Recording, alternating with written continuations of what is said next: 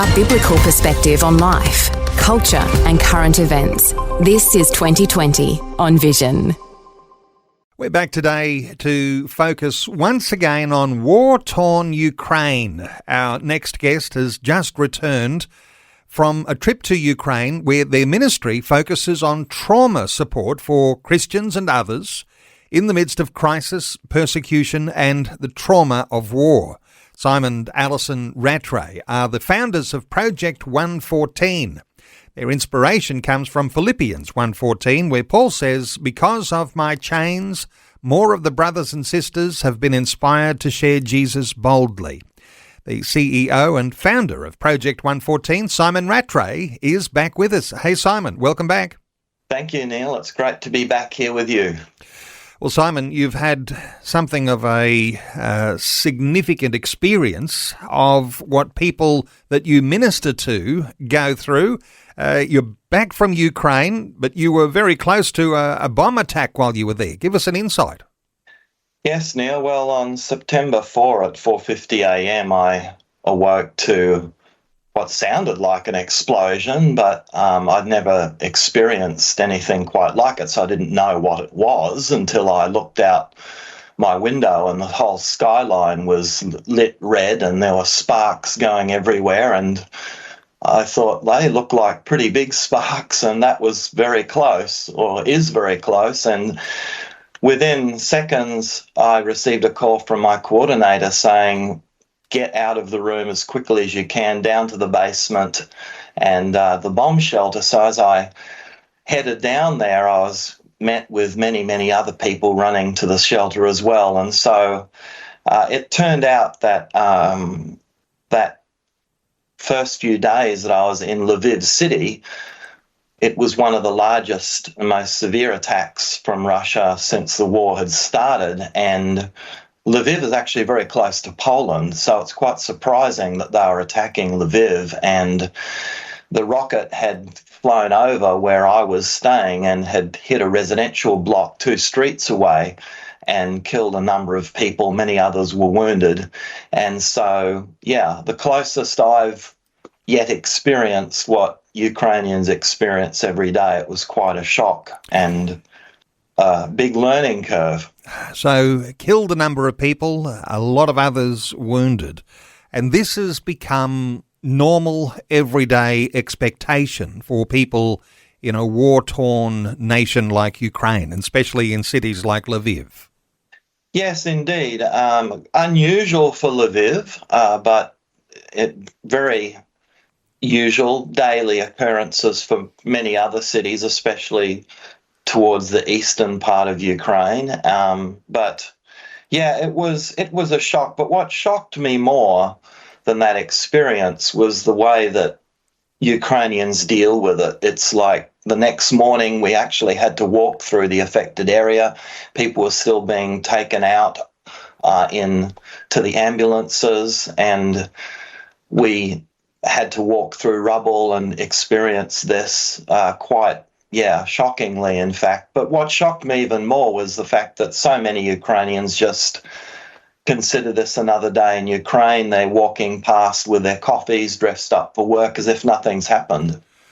I was talking to someone else who was from Ukraine, and they were talking about the casualisation of war and how people have become very casual about the fact that there's death and destruction and killing that's happening all around them. Hey, if I'm asking you what trauma looks like, usually we're thinking of people who might be traumatised because of dreadful injuries from war, but trauma has a whole lot of different ways that it comes out in an individual. How do you describe what trauma looks like and the sort of ministry you do?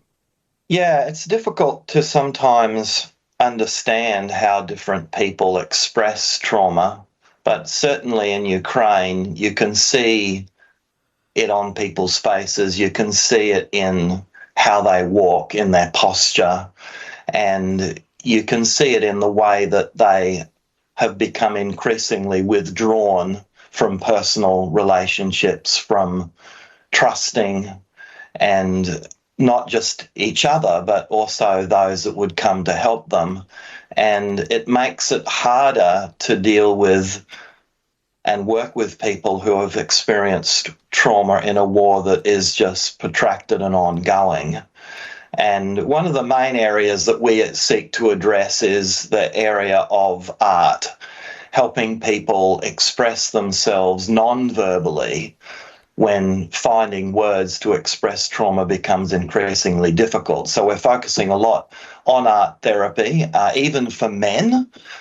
And we're finding a lot of success in this particular area. Your wife, Alison, this is her forte, isn't it? Art therapy, Yes. and it helps people to express the things that are within their lives, bottled up on the inside. And that's part of the therapy and how to deal with the tension and the stress of the trauma. Yes, because really what happens from the research that we know about trauma is that the memories are stored in the right side of the brain, which is your creative side, as feelings, sensations, visions, dreams that are often locked in the subconscious. And that's why people so often, when you counsel them, don't know how to express it. It's not that they don't want to share it. They actually can't formulate their memories and their struggle into words. But when you inspire people to create and use and express themselves through art, the right side of the brain unlocks those memories through different forms of expression and helps people begin that healing journey. How much healing is going to be necessary when this war is over? I read an article suggesting there were 10 million people in Ukraine suffering trauma. I mean, it's a big job, isn't it, for a national recovery beyond war? Yes, Neil.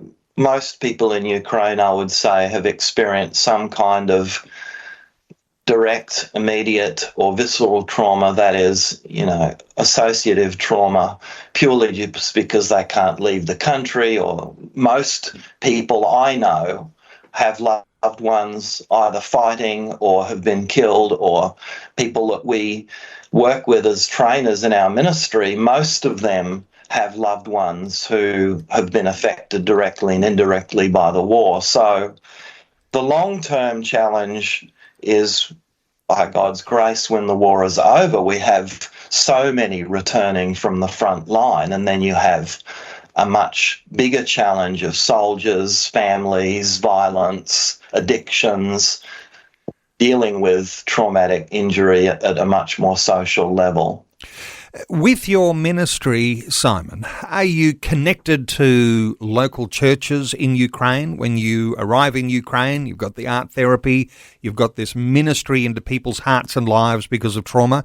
Are you working through the church? Yeah, we have a very large network of churches that we're associated with in the country who we're working with to help build or rebuild community through the art therapy and trauma recovery resources and workshops that we're leading. So we try to connect people with those church networks as we work with the displaced and those in the different centres where we access. Are you planning another trip sometime soon? Yeah, well, I'm planning another trip next year, and early in the year, I'm hoping, because we do want to continue the momentum of that personal engagement. And the Ukrainians really, they love the fact that Australians come from such a long, long way away. And I would encourage anyone who's listening, if you get the opportunity, please go, because most Ukrainians I've met have never met another Australian. They meet people from America, from Europe, from Germany, Christians, other believers that come, different NGOs, but very, very few Australians go there. So there's great need for us to bring more solidarity and support for them. It seems the need is so great, Simon. Are you planning to extend the opportunity, maybe even for someone listening to our conversation today, to actually go with you on tour to serve in the way that you do? Is that a possibility? Oh, definitely. We certainly invite any expressions of interest to be in touch with us, and we would love to take you with us. Okay, and to be in touch with Simon Rattray, he's the CEO and founder of Project 114. It's a trauma ministry, and the focus is on Ukraine.